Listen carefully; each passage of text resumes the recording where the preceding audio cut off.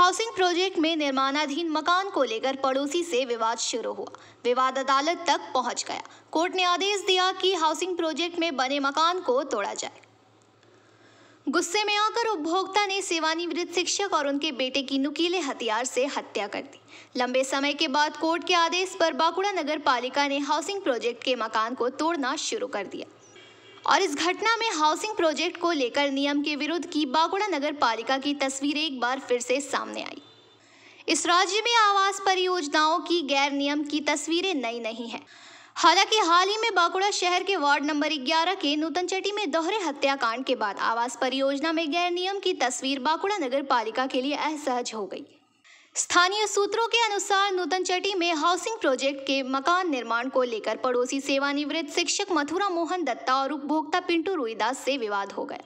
आरोप लगाया गया था कि लाभुक पिंटू रुईदास मथुरा मोहन दत्ता की जमीन के कुछ हिस्से पर कब्जा कर आवास योजना में घर बना रहा था। दो पड़ोसियों का विवाद कोर्ट में है। 16 अक्टूबर को कलकत्ता उच्च न्यायालय के निर्माणाधीन घर को अवैध घोषित कर दिया और बांकुड़ा नगर पालिका को घर को तुरंत ध्वस्त करने का आदेश दिया। इसके बाद उपभोक्ता पिंटू रुईदास का सारा गुस्सा पड़ोसी सेवानिवृत्त शिक्षक मथुरा मोहन दत्ता पर फूटा।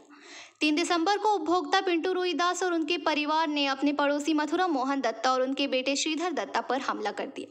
धारादार हथियार के हमले से मथुरा मोहन दत्ता और श्रीधर दत्ता की मौत हो गई। बांकुड़ा शहर में दोहरे हत्याकांड के बाद विपक्षी दल सड़कों पर उतरे। वामपंथी और भाजपा नगर पालिका पर भाई भतीजावाद और आवास परियोजनाओं में सतर्कता की कमी का आरोप लगाते हुए आंदोलन में उतरे। भारी असुविधा और दबाव का सामना करते हुए बांकुड़ा नगर पालिका ने आखिरकार रविवार को आवास परियोजना के तहत विवादास्पद घर को तोड़ने का काम शुरू कर दिया। नगर निगम के मकान को तोड़ने का काम शुरू होते ही सियासी घमासान शुरू हो गया। विपक्ष ने पूरी घटना के लिए आवासीय परियोजनाओं पर नगर पालिका के नियमों को जिम्मेदार ठहराया है। वहीं बांकुड़ा नगर पालिका ने जिम्मेदारी से पल्ला झाड़ लिया।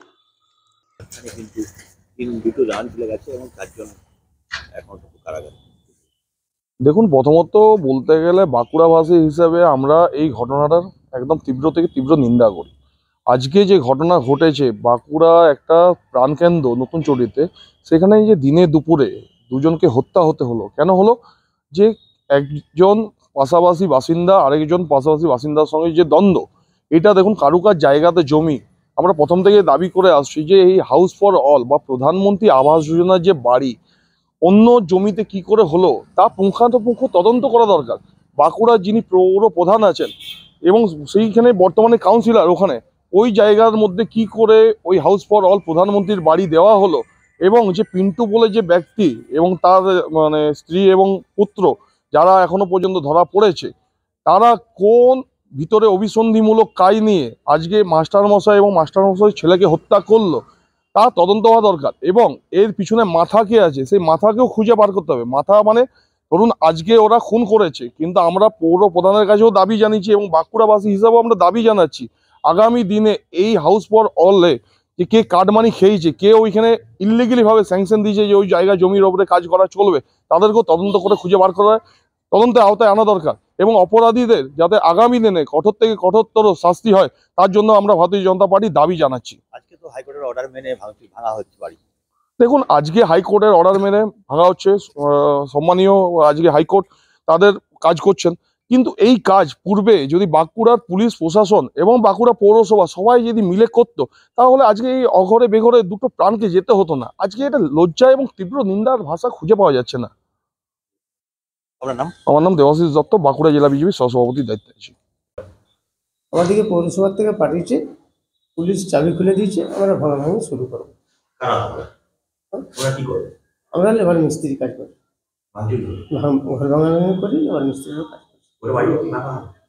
গোটা বাড়িটাও হয়। পৌরসভা থেকে আমাদেরকে পাঠিয়েছে। পুলিশ ছিল, পুলিশ ঘরের খালি রুম খুলে দিয়েছে, আমরা শুরু করেছি। কতলা বাড়ি এটা? দুতলা বাড়ি।